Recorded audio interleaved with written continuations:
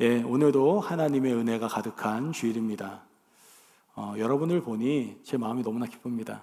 일주일에 한 번 보니까 너무나 서운한 것 같아요. 자주 보면 참 좋겠는데 여건이 안 되니 아까도 처음에 인사 나눴지만 여러분들을 보면요, 참 남성분들은, 형제님들은 참 멋지다, 그리고 우리 자매님들은 아름답다라는 생각이 듭니다.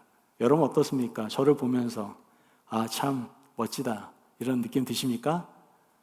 와, 아멘이 이렇게 작네요. 할렐루야. 예, 저는 여러분들이 정말 너무나 아름답고 멋지십니다. 우리 옆에 있는 분들 보면서, 앞뒤로 다시 한번 보면서, 내가 주님의 눈으로 보는데 당신 진짜 멋져요. 남자는 그렇게 하시고요, 내가 주님의 눈으로 보니까 당신 진짜 아름다워요. 자매님한테는 그렇게 얘기해 주시기 바랍니다. 자, 인사 나누시죠. 네, 당신을 보니 진짜 아름다워. 당신을 보니 진짜, 왜 눈 안 맞추세요? 당신을 보니 눈 마주칠 때까지 봐야 되겠네요. 당신을 계속 내가 봐야 되겠네요. 볼 때까지 해야 되겠어요. 당신을 보니 참 아름답네요. 예, 이제 볼 것 같은데, 예, 당신을 보니 참 아름답네요. 예, 이제 보시네요. 예, 당신을 보니 참 아름답네요. 참, 당신을 보니 참 아름답습니다. 할렐루야. 예, 여러분, 주님의 눈으로 볼 때 우리는 다 동일합니다. 별 볼 일 없고, 같잖아 보이고, 정말 연약해 보이는 것이 아니라, 주님께서 우리를 바라보실 때는 우리를 굉장히 존귀히 보신다라는 것을 여러분들 꼭 기억하시기를 바랍니다. 여러분들은 소중한 존재들이에요. 하나님의 소중한 존재들. 그래서 제가 가끔 성경 공부를 하고 생활 숙제를 내줄 때에 우리 훈련생들, 학생들에게 이런 숙제를 내줍니다. 거울을 바라보고 이렇게 한번 내십시오. 당신은 하나님 보실 때 가장 소중한 존재입니다. 가장 아름다운 이쁨이 귀염둥이입니다. 이렇게 거울을 보고 한번 해보라고 얘기를 합니다. 여러분, 거울 보시면서 꼭 한번 해보세요. 나는 하나님의 귀염둥이, 뭐 이런 거 좀 해보시기를 바라요. 그래서 여러분들의 자존감이 더욱더 높아지시기를 바랍니다. 지난 시간은 우리가 성도인 우리가 반드시 태신자를 가져야 한다라고 말씀을 드렸습니다. 우리가 성도로서 태신자를 품었다면, 가졌다면, 이제 품고 가진 것으로 만족하는 것이 아니라 태신자를 해산하고 양육하는 데까지 나아갈 수 있어야 됩니다. 그것이 바로 하나님의 뜻이고 하나님께서 우리에게 주신 사명이요, 또한 일이기 때문에 그렇습니다. 우리가 잘 알듯이 엄마의 태중에 있는 아이는요, 10달이 지나면 반드시 해산이 되고 그때부터 양육과 보호를 받을 수밖에 없습니다. 양육과 보호 누가 책임집니까? 당연히 아빠, 엄마, 그죠? 아버지, 어머니, 부모가 책임을 지게 됩니다. 만약에 책임지지 않는다면 참된 부모라 할 수 없겠죠. 물론 잉태와 해산 그리고 양육에 대한 모든 부분이 어떻게 보면 부모에게 있을 것 같다라고 생각하지만 본질적으로 다 하나님의 은혜가 없다면 불가능하다라고 말할 수 있겠죠. 오늘 말씀에서 사도 바울은요, 이 인간의 신비한 생명의 출산을 가지고 영적 생명의 원리를 말씀하고 있는 것을 보게 됩니다. 특별히 오늘 말씀하고 있는 영적 생명의 해산은 하나님의 절대적인 창조 역사이고 양육은 하나님의 은혜로 되는 것임을 우리에게 분명히 알려주고 있다는 것이죠. 그리고 그 놀라운 하나님의 일에 저와 여러분을 사용하기를 원하신다라는 겁니다. 오늘 하나님께서 해산하고 양육하는 성도가 되라고 오늘 이 시간에 우리에게 말씀하고 계십니다. 그 부르심에 좀 멋지게 응답할 수 있는 저와 여러분이 되시기를 주님의 이름으로 축복합니다. 아멘. 우리가 아까 힘차게 찬양했는데 정말 거룩한 군사로서 담대하게 하나님께 예스! 나는 이제 해산하고 양육하는 성도가 되겠습니다 라고 결단할 수 있는 그러한 시간이 바로 오늘이 되었으면 좋겠습니다. 자, 그렇다면 우리가 하나님이 그 부르심에 응답하기 위해서 첫째로 우리가 기억해야 될 것이 무엇입니까? 그렇습니다. 해산하는 성도가 되어야 합니다.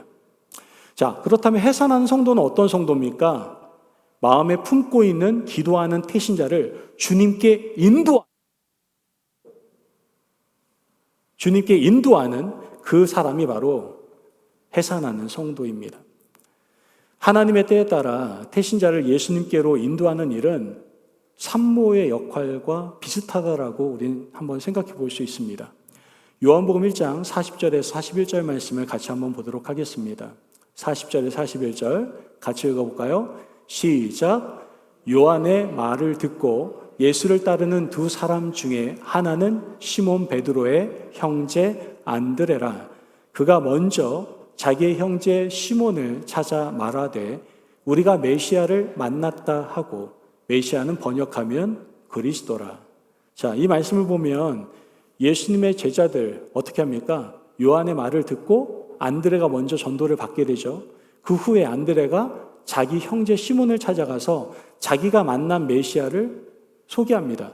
그리고 그를 예수님께로 오게 하는 것을 우리는 보게 되죠. 뿐만 아닙니다. 요한복음 1장 44절에 46절 말씀을 보면 동일한 모습이 보여집니다. 44절, 45절 같이 읽어보겠습니다. 46절까지 볼 텐데요. 46절은 PPT에 없으니까 제가 읽어드리고요. 45절까지 같이 읽어보겠습니다. 시작. 빌립은 안드레와 베드로와 한 동네 베세다 사람이라. 빌립이 나다나엘을 찾아 이르되 모세가 율법에 기록하였고 여러 선지자가 기록한 그 일을 우리가 만났으니 요셉의 아들 나사렛 예수니라. 나다나엘이 이르되 나사렛에서 무슨 선한 것이 날 수 있느냐? 빌립이 이르되 와서 보라 하니라. 이렇게 말합니다. 빌립이 나다나엘을 찾아가서 율법에서 말한 그 선지자 예수 그리스도를 소개하고 그에게 뭐라고 말합니까? 와서 보라고 초청하는 것을 우리는 보게 되는 겁니다. 예수님을 구주로 영접한 성도, 하나님의 뜻과 사명을 가지고 있는 성도는 반드시 이 순서를 따르게 되어 있습니다. 내가 예수님의 충만한 사랑을 받은 사람이라고 한다면 당연히 이와 같은 길을 걸어갈 수밖에 없다라는 것이죠. 즉 마음에 품고 있는 태신자를 주님께로, 주님의 교회로 인도할 수밖에 없는 겁니다. 여러분, 제가 저번 주에 좋은 거 있으면 어떻게 해요? 다른 사람에게 소개해주고 싶은 마음이 든다라고 했잖아요. 우리 인생에 있어서 가장 소중한 것이 있습니다. 우리 인생에 있어서 가장 귀한 게 있습니다. 주 예수보다 더 귀한 것 이 세상에 없습니다. 그 예수를 예수님이 있는 사람들은 가졌습니다. 그걸 어떻게 소개하지 않고 버틸 수가 있습니까? 그렇기 때문에 전할 수밖에 없는 거예요. 우리는 우리의 마음에 품고 기도하는 그 태신자를 예수님께로 인도하고자 하는 마음이 일어날 수밖에 없다는 것이죠. 여러분 가운데 예수님의 사랑이 있습니까? 그 뜨거운 불타는 그 사랑이 우리 마음 가운데 있습니까? 그렇다면 여러분들이 품고 기도하고 있는 그 태신자를 주님의 품으로, 교회로 인도할 수 있는 저와 여러분이 되시기를 간절히 바랍니다. 아멘. 만약 여러분이 아무런 생각 없이 지금 살아가고 있다면 여러분 주님의 사랑에 대해서 반응하지 않는 사람들이고 진정한 하나님의 사랑을 아직도 깨닫지 못하는 사람들일지도 모릅니다. 내가 정말 하나님의 사랑에 뜨겁다면 당연히 이러한 모습이 나타나야 돼요. 그 사람을 주님께로, 교회로 인도하고자 하는 마음이 불타오를 수 있어야 된다는 것이죠. 그리고 교회로 인도한 그 태신자를 어떻게 해야 됩니까? 복음을 전해서 영적인 사람으로 해산할 수 있어야 됩니다. 다시 한번 말씀드릴까요? 그 사람을 주님께로, 교회로 인도했다면 그 교회로 인도한 태신자에게 복음을 전해서 영적인 사람으로 해산할 수 있도록 우리가 도와줘야 됩니다. 고린도전서 4장 15절 말씀을 보면 그리스도 안에서 일만 스승이 있으되 아버지는 많지 아니하니 그리스도 예수 안에서 내가 복음으로써 너희를 낳았음이니라. 뭐로 낳았다고요? 복음으로 낳았다고요. 복음으로. 여기서 복음으로 낳았다라는 것은 죄로 타락해서 죄인인 인간이 예수 그리스도의 죽으심과 부활의 사건을 믿음으로 죄사함과 구원을 받도록 도와주는 것을 말씀하고 있는 겁니다. 복음을 듣고 영적인 사람으로 낳는 것을 우리는 뭐라고 얘기하느냐? 중생, 거듭남이다라고 이야기를 합니다. 중생의 역사는 누가 하실 수 있습니까? 우리가 할 수 있습니까? 중생의 역사는 우리가 못합니다. 오직 성령 하나님만이 우리를 거듭나게 하실 수 있고 우리를 중생하게 하실 수 있습니다. 그러나 하나님의 대행자인 우리가 할 수 있는 것들이 있습니다. 바로 십자가의 사랑, 구원의 진리를 깨달을 수 있도록 우리는 도와줄 수 있다는 것이죠. 이것이 바로 어머니의 해산의 수고와 같은 모습이다라고 우리는 생각해 볼 수 있습니다. 아이를 해산할 때 너무나 고통스럽지 않습니까? 너무나 괴롭지 않습니까? 그 수고는 말로 다 형용할 수가 없지 않습니까? 사실 저는 모릅니다. 해본 적이 없어서. 하지만 경험이 있으신 분들은 말하지 않아도 알지 않습니까? 또한 우리가 그 광경을 볼 때 너무 아프겠다 그런 공감을 또 느껴보지 않았습니까? 여러분, 심지어 해산하다가 산모가 생명을 잃는 경우도 있습니다. 여러분, 지금도요, 전 세계 미전도 국가 가운데에서 복음으로 생명을 낳기 위해서, 복음으로 해산하기 위해서 수고하는 수많은 선교사님들이 계십니다. 그분들이 지금도 자신의 생명을 내걸고 선교하고 있습니다. 복음으로 해산하기 위해서 힘쓰고 있습니다. 때로는 그 이유로 목숨을 잃는 경우, 순교를 당하시는 경우도 지금 현재도 있습니다. 가까이에는 우리가 선교하고 있는 선교사님들이 보이지 않습니까? 호피 메사교회, 미국에 존재하는 땅이지만 우리 한국보다도, 우리 한국의 1970년대보다도 못한 열악한 환경 가운데 사역하고 있는 호피 메사교회에 있는 선교사님들을 생각해 보게 됩니다. 자기 나름대로 얼마나 마음이 힘들겠습니까? 혼자 힘든 건 괜찮아요. 하나님께 받은 사명이 있으니까 혼자 있는 건 괜찮은데 가족들이 다 들어가서 함께 선교하고 있어요. 자녀들이 해주지 못하는 그 안타까운 마음, 열악한 환경 가운데서 가족들이 살아가는 그 환경을 보면서 우리 선교사님 얼마나 마음이 힘들겠습니까? 여러분, 더 많이 기도해 주시기를 바라요. 그 가정을 위해서, 그 선교지를 위해서 여러분 더 뜨겁게 기도해 주시기를 바라요. 정말 그분은 복음으로 해산하기 위해서 자신의 모든 고통, 아픔, 힘듦을 다 내려놓고 하나님께 모든 것을 맡기며 귀한 사명을 감당하고 있는 분입니다. 분명 힘들고 어렵지만 그럼에도 불구하고 복음으로 해산하기 위해서 지금도 수고하고 애쓰고 있다는 것이죠.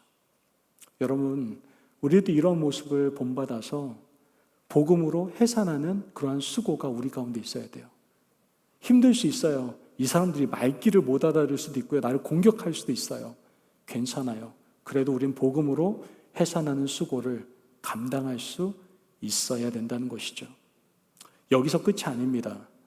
전도한 성도를 위해서, 해산한 성도를 위해서 다시 해산하는 수고가 필요할 때도 있다는 것을 여러분들 기억하셔야 돼요. 아니, 해산 한 번 했으면 끝난 거지 왜 또 해산을 하라고 그래요? 사도 바울을 보니까요, 해산했는데 또 해산하는 수고를 하고 있는 모습을 보게 됩니다. 갈라디아서 4장 19절 말씀을 같이 보도록 하겠습니다. 갈라디아서 4장 19절 말씀 같이 읽어볼까요? 시작. 나의 자녀들아, 너희 속에 그리스도의 형상을 이루기까지 다시 너희를 위하여 해산하는 수고를 하노니. 이 말씀은요, 이미 예수님을 믿고 있는 갈라디아 교회의 기존 성도들을 위하여 바울이 다시 수고를, 해산하는 수고를 하고 있음을 말씀하고 있는 겁니다. 자, 그렇다면 사도 바울은 왜 다시 해산하는 수고를 하고 있을까요? 갈라디아 교회는요, 이단의 영향을 받게 됩니다. 행함으로 구원받을 수 있다는 그 주의로 이단의 영향을 받고 거기서 치우치기 시작하는 거예요. 율법주의자가 들어와서 행해야 구원받는다는 것을 가르치면서 복음에서 떠나게 만들었다라는 것이죠. 그래서 사도 바울은 기존 성도들 중에서 잘못된 구원 신앙으로 이탈된 자를 위하여 새로운 해산의 수고를 하고 있는 것을 지금 성경에서 우리에게 말씀해 주고 있는 겁니다. 사실 이렇게 이탈되고 나면요, 이 이탈된 사람들이 다시 그 안에 그리스도의 형상이 이루어지기까지는 더 어렵고요, 힘든 시간을 갖게 될 수밖에 없습니다. 여러분, 그래서 여러분 신앙생활 할 때 조심하셔야 돼요. 제발 신비주의 따라가지 마시고요, 성경을 따라가시기를 간절히 부탁드릴게요. 성경에서 말하는 것만 여러분 믿으셔야 돼요. 그리고 구원에 대해서는 다른 어떠한 조건도 여기에다 붙인다면 이거 다 잘못된 거라고 생각하시면 돼요. 우리의 구원은 누구에게 달려있어요? 오직 예수예요. 그거 외에는 더 이상 설명할 필요가 없는 거예요. 내가 구원받을 수 있는 길은 내가 착하고 열심히 사는 게 문제가 아니라 예수 믿어야 구원받는 겁니다. 그 외에는 다른 길이 없어요. 그리고 내가 예수 믿는 사람으로서 내가 그 삶을 살아가는 것, 성화의 삶을 살아가는 것, 이건 구원받는 사람의 삶의 모습인 거죠. 구원의 전적인 은혜는 오직 누구밖에 없다? 예수 그리스도의 은혜밖에 없다는 것을 우리는 기억해야 됩니다. 여러분, 우리는 이러한 일들을 감당하는 것이 어떻게 보면 가장 큰 복된 일이고 정말 영광스러운 이름을 기억하고 해산하는 또 다른 수고를 해야 한다 할지라도 기쁨으로 그 일을 감당할 수 있는 저와 여러분이 되시기를 주님의 이름으로 축복합니다. 아멘. 그러므로 해산하는 성도가 되기 위해서는 어떻게 해야 됩니까? 마음에 품고 기도하는 태신자를 어디로? 주님께로, 교회로 인도하시고 복음으로 그 영혼을 해산하시기를 바랍니다. 그리고 만약 그 전도한 성도가 다시 해산하는 수고가 필요하다면 기꺼이 그 수고를 감당하실 수 있는 저와 여러분이 되시기를 주님의 이름으로 축복합니다. 아멘.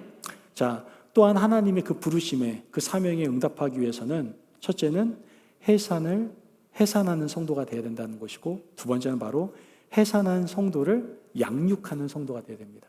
양육하시는 성도가 되셔야 돼요. 우리가 자녀를 낳아서 육신으로 성장을 시키지 않습니까? 성도는요, 해산한 성도를 영적으로 장성한 사람으로 양육하고 보호하고 사랑으로 돌볼 수 있어야 됩니다. 이제 낳았으니까 끝! 그게 아니에요. 끝까지 사랑으로 양육하고 돌볼 수 있어야 된다는 것이죠. 지금 여러분들이 해야 될 역할들입니다. 지금도 태신자와 같은 아직 초신앙자들 여기에 많습니다. 여러분들이 함께 양육해 주셔야 되는 거예요. 사랑으로 양육하시고 돌봐주셔야 된다는 것이죠. 그렇다면 어떻게 우리가 해산한 성도들, 초신앙자들, 전도한 대상자들을 돌보고 양육할 수 있을까요? 먼저 기억하셔야 될 것은 양육하는 성도는요, 행동으로 본을 보여야 됩니다. 이것도 굉장히 중요한 거예요. 다시 한번 말씀드릴까요? 양육하는 성도는 행동으로, 삶으로 본을 보여야 됩니다. 먼저 믿는 자가 초신자들에게 본이 되셔야 돼요. 본이 되셔야 돼요. 이것은 아주 중요하고 으뜸되는 일입니다. 이 모습은 예수님께서 먼저 우리에게 보여주신 모습이에요. 요한복음 13장 14절에서 15절 말씀을 보면 같이 한번 볼까요? 시작! 내가 주와 또는 선생이 되어 너희 발을 씻었으니 너희도 서로 발을 씻어주는 것이 옳으니라. 내가 너희에게 행한 것 같이 너희도 행하려 하여 본을 보였노라. 아멘. 지금 말씀처럼 예수님께서 말로만 하신 분이 아닙니다.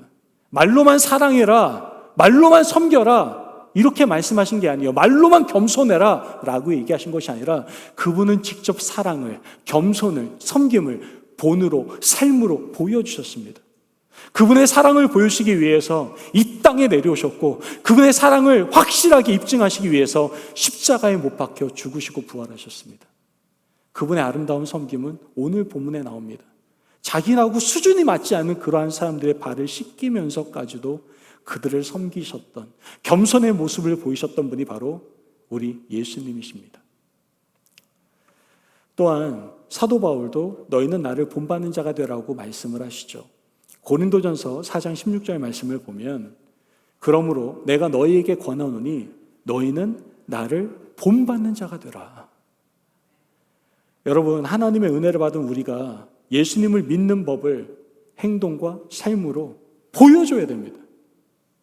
여러분, 전도받은 사람이나 교회 처음 나오는 사람은요, 하나님, 예수님, 성령님, 구원, 교회, 영생, 영벌 이런 거 모릅니다. 그죠? 지금 여기 계신 분들 중에 성경을 잘 모르잖아요. 성경대로 살아가라고 하는데 성경을 몰라. 그래서 그렇게 못 살아가는 분들 계시잖아요. 가정에서요, 어린아이가 말로 하면 다 알아듣습니까? 어제도 제가 너무 귀염둥이 우리 교회 막내 있잖아요. 재윤이라고. 얘한테 제가 굉장히 많이 설명을 했어요. 재윤이가 어떤 한 형제를 좋아하더라고요. 남자인데 성찬이라고 삼촌 하면서 엄청 따라다녀요. 그래서 제가 너무 부럽잖아요. 그래서 그래, 삼촌만 좋아하지 말고 따라해봐. 형도 사랑해줘. 이렇게 얘기를 했어요. 제가 형이라고. 근데 형이라고 절대 안 하더라고요. 네, 그리고 계속해서 또 삼촌 하면서 성찬 형제만 따라다니더라고요. 분명 제가 말로 계속 설득했는데 말을 못 알아들어요.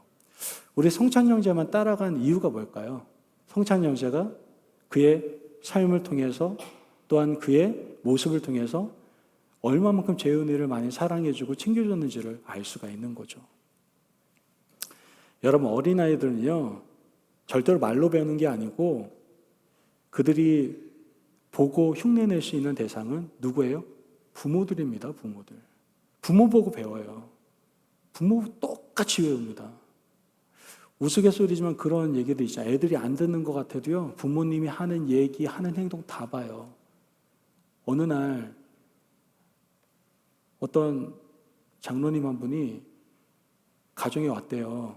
그래가지고 같이 식사를 막 나누고 난 다음에 이제 장로님이 축복해주고 수고 많았다고, 그리고 장로님이 이제 그 가정을 나가셨대요. 그랬더니 그 가정에 있는 아이가 이렇게 말하더래요. 엄마가 말한 새끼가 그 새끼야? 라고 얘기하더래요. 여러분, 웃자고 얘기한 소리예요. 설마 그런 장로님은 안 계시겠죠. 집에서 얼마나 목사님이든 장로님이든 이런 분들을 새끼, 그 자식, 이렇게 얘기했으면 아이들이 배워가지고 그렇게 했겠습니까? 아이들은요, 말로 배우는 게 아니에요. 그들의 삶과 그들의 모습, 행동을 통해서 배우게 된다라는 것이죠. 어린아이들은 절대 말로 배우는 게 아닙니다. 부모의 행동, 삶을 통해서 배우는 거예요.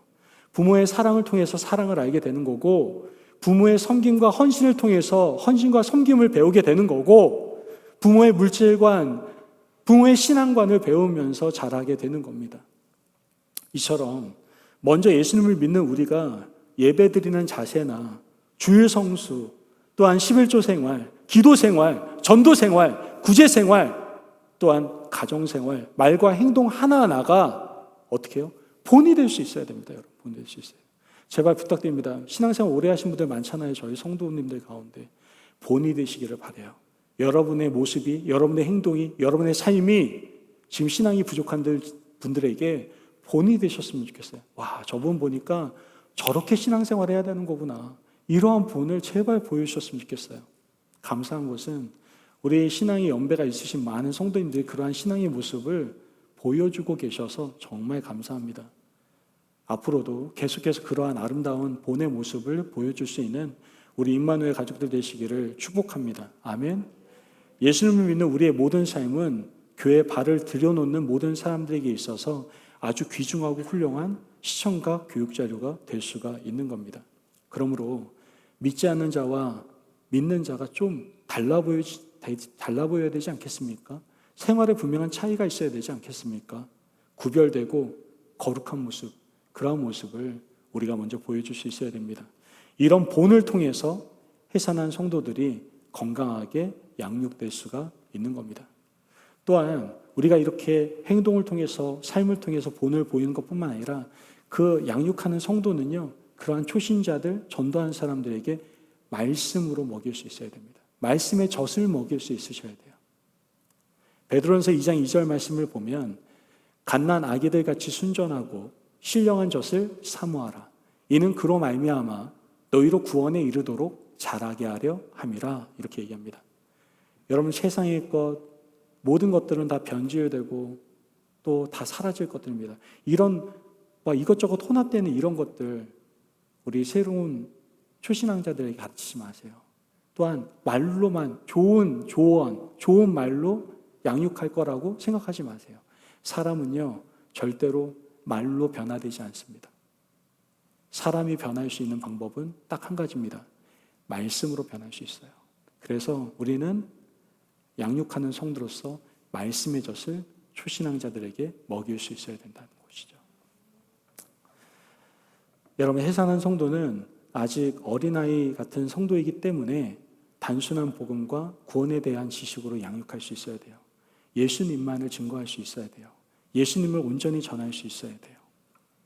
어떻게 보면 아직까지 초신한 자는 육신에 속한 사람이라고도 이야기할 수 있습니다. 그래서 신령한 자, 성숙한 신앙인들이 받아먹는 어떤 강한 메시지, 어려운 말씀들은요, 잘 이해할 수 없을 수도 있어요. 그래서 우리가 잘 알다시피 갓난아기들의 주식은 뭐예요? 엄마의 젖 아닙니까? 젖만이 그들의 주식인 것처럼 우리는 우리의 행동과 함께 말씀의 젖을 초신앙자들에게 먹일 수 있어야 되는 거예요. 오직 예수만이 진리다라는 것, 간단한 기본적인 말씀들, 기본적인 진리들, 그러한 쉬운 말씀들을 꼭 전해서 그들이 말씀 가운데 잘할 수 있도록 해줘야 된다는 것이죠. 그리고 그 이후에 어린이가 점점 성장하게 되면 어머니는 이제 젖을 끊고 밥을 먹이지 않습니까? 그때 돼서야 우리도 마찬가지로 이젠 젖 먹이던 것들, 말씀의 젖을 이제 떼고 말씀의 밥을 먹일 수 있는, 그래서 더 건강하게 성장할 수 있도록 우리가 인도할 수 있어야 된다는 것이죠. 여러분, 제발 조언이나 좋은 말로 양육하지 마시고 오직 하나님의 거룩하신 말씀, 생명의 말씀, 진리의 말씀, 그 말씀의 젖으로 여러분들의 태신자들, 전도한 사람들을 먹일 수 있는 저와 여러분이 되시기를 주의 이름으로 축복합니다. 아멘. 마지막으로 우리가 양육하는 성도라고 한다면 태신자들, 새로운 사람들이 완전히 자립적인 성도가 될 수 있도록 우리가 도와줄 수 있어야 됩니다. 완전히 자립적인 성도가 될 수 있도록 양육해 줘야 된다는 것이죠. 히브리서 5장 12절 말씀을 보면 같이 한번 볼까요? 5장 12절 시작. 때가 오래되었으므로 너희가 마땅히 선생이 되었을 터인데 너희가 다시 하나님의 말씀의 초보에 대하여 누구에게서 가르침을 받아야 할 처지이니 단단한 음식은 못 먹고 젖이나 먹어야 할 자가 되었도다. 자, 아멘. 이 말씀은 뭘 얘기하는 겁니까?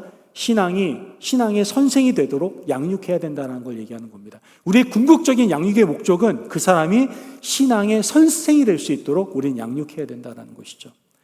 영적인 선생이 되는 데에는 예수님을 믿고 상당한 시간이 필요할 수도 있습니다. 영적인 선생이 되면 어떤 일이 벌어집니까? 지금까지는 세상에서 상받고 세상에서 인정받고 세상에서 뭔가 나타내기 위해서 열심히 살았습니다. 그러나 이젠 영적인 선생이 되고 나면은 하나님께 상받기 위해서 살아가는 삶을 살아가게 되는 겁니다. 피동적인 삶에서 능동적인 삶으로 바뀌게 됩니다. 위로받는 자리에서 위로하는 자리에 위치하게 됩니다. 타인에게 이젠 짐이 되기보다는 타인의 짐을, 타인을 부축하는 그러한 삶을 살아갈 수가 있게 된다는 것이죠.